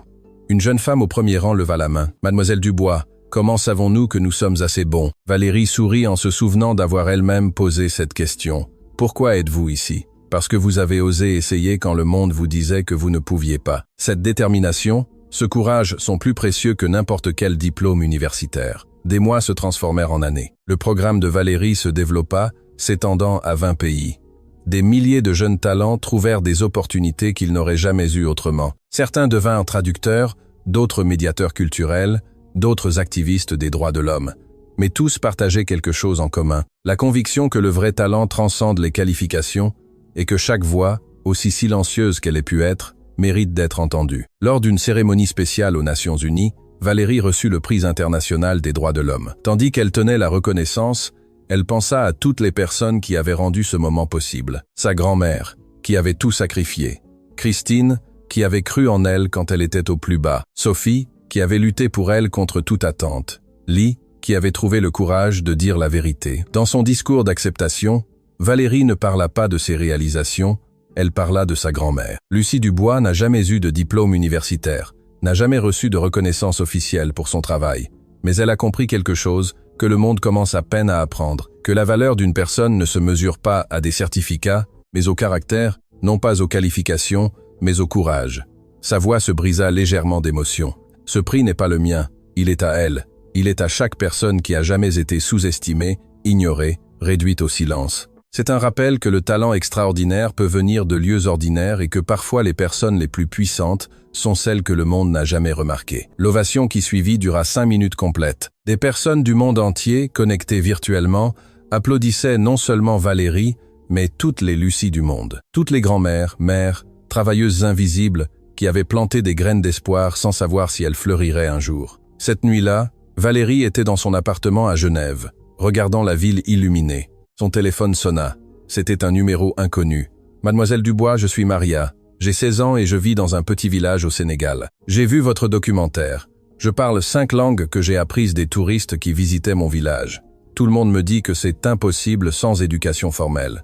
Mais vous m'avez donné l'espoir que juste peut être, j'aurai aussi un avenir. Puis-je postuler à votre programme ?» Valérie sourit, les larmes aux yeux. « Bien sûr que tu peux, Maria. Raconte-moi ton histoire. » Et tandis qu'elle écoutait l'histoire de Maria, Valérie comprit que c'était le véritable héritage de sa grand-mère. Non pas les réseaux démantelés ou les prix reçus, mais chaque vie individuelle touchée, chaque talent reconnu, chaque voix enfin entendue. Le cycle continuait, l'espoir se multipliait, et quelque part, Valérie en était sûre, sa grand-mère Lucie souriait. Parce qu'au final, ce n'était jamais une histoire de langue ou d'injustice ou de jugement. C'était une histoire d'amour, l'amour d'une grand-mère qui a préparé sa petite fille à changer le monde. L'amour qui a transcendé la mort, le temps et les circonstances. Et cet amour traduit en 11 langues et 1000 actes de courage avait illuminé le monde.